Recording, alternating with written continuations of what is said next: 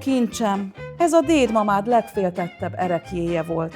Ez a kis csipke egy bátor betyárról és egy el nem feledett ígéretről mesél. Tázlár határában tanyázott az egyik leghíresebb betyár, Bogár Imre és bandája.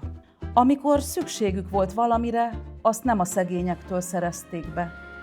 Belépett az ajtón a deli szép fiatal legény, pillanatra megfagyott a levegő. Nincs nekem mátkám, kinek kellene egy ilyen futó betyár? Ha jóra fordul a sorsom, megkeresem a kisasszonykát. A tanyasi házőrző kuvaszok ugadása felverte a gazdát, aki nem volt res puskát rántani.